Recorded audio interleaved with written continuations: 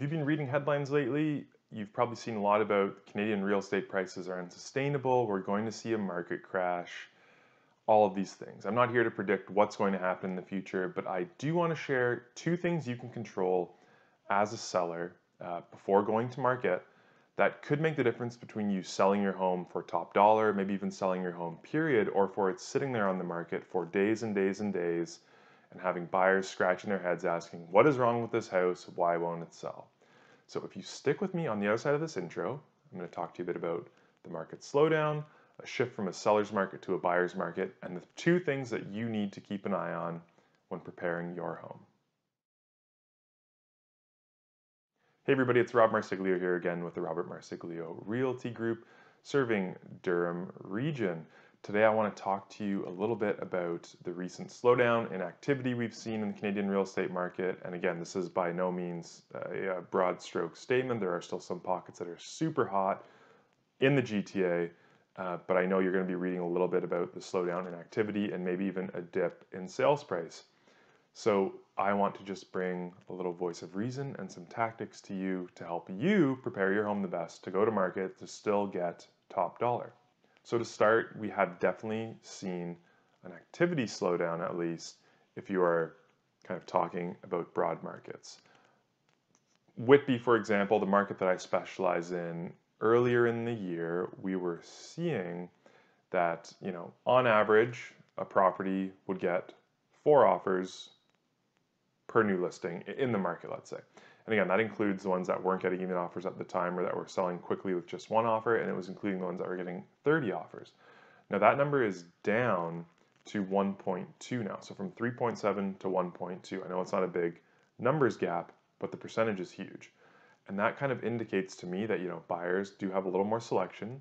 The months of inventory is up from maybe 2 weeks early in the year to just over a month right now. So it kind of feels like houses are sitting there for an eternity, even though historically on average, you're not seeing an average sales price of 7 days like you're seeing right now. It's, it could be up to 30 days sometimes. So I just want to make you aware of that shift. First of all, we are definitely seeing a slowdown in activity. The good news is that nicely prepared homes are still selling. Kind of anecdotally and just from being in the market even last week, a few right in my neighborhood listed with offers anytime. The house was prepared very well, extremely well. I previewed them, and then that night I was getting notifications, hey, we've got an offer that we are going to be presenting, and those properties were sold firm the next day. So again, there is a way to get your home sold quickly and for top dollar, but it's no longer the sell your crap market, as I had a client affectionately refer to the markets of January and early February. So as I mentioned, there's 2 things that you need to focus on as a seller and that your real estate agent or real estate professional needs to focus on when preparing your home to go to market. And it's just these 2 things that, they're more important in a buyer's market, maybe a little less important in the seller's market when there's not much inventory. But as inventory starts to creep up, as buyers get more selection, you really need to be focusing on these 2 things. And the 2 things are your price versus the comparables and the condition of your home versus the comparables. So let's hop in and look at a few charts to kind of illustrate what I mean by the importance of focusing on these things. So this is chart 1, and it's labeled the tale of 2 markets. So you can see on the vertical axis, we have your price versus the comparables. So the further down you go, the lower your listing versus the comparables. And on the horizontal axis at the bottom there, you can see the condition of your home versus the comparables. So the further you go to the left on that chart, the better the condition of your home is versus the homes that have sold recently that are similar to yours. So to be in the market, you see that you need to have a good condition and a good price versus the comparables to draw people in to come see your home. Now in a seller's market, you can see that being in the market is a lot easier. And this is, as I kind of jokingly referred to it, the sell your crap market. So on the bottom, you can see that the condition of the home versus comparables doesn't matter quite as much. You're much closer to the right side of that line than you are to the left. And the price doesn't really matter either. Like you could really list a house, not at any price, but within reason, you can see, based on the comparables that we're selling. And just because of, pure frenzy, maybe buyer panic, lack of inventory, people were still paying those prices.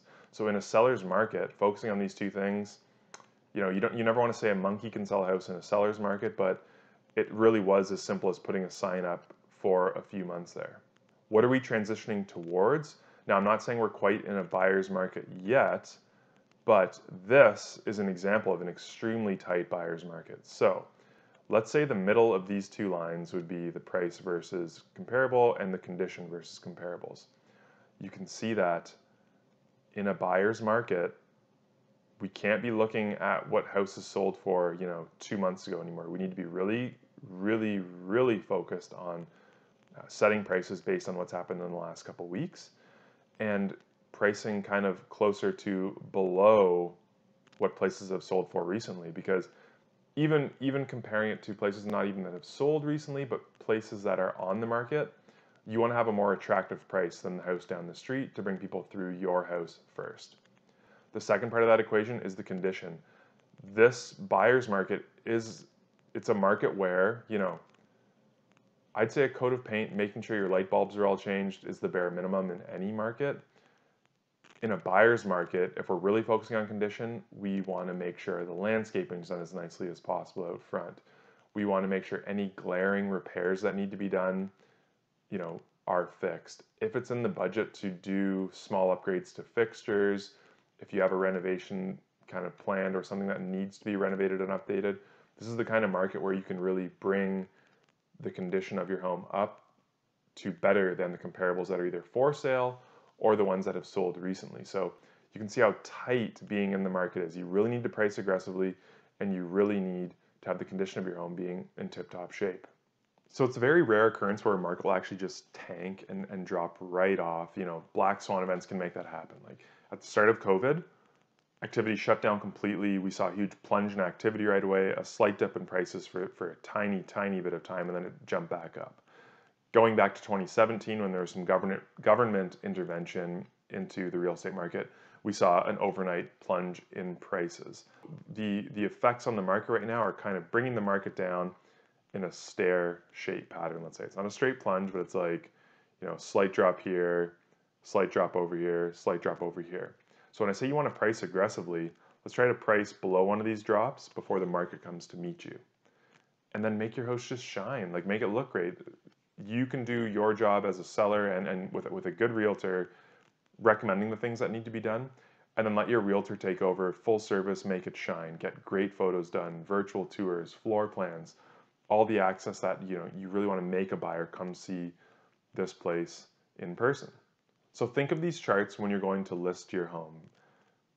Think, how much inventory is on the market? What comparables am I up against? How can I prepare my home to show better than the house down the street?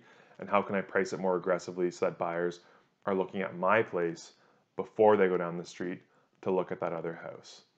Consult a real estate professional to do all these things. Reach out to me if you have any questions. Kind of let me know what are some things that you're doing to your home right now to get it ready to go to market. Please subscribe to the channel, like the video, turn the notifications on, share with a friends, and I'll be back next time with some more tips on how to sell your home effectively. Cheers.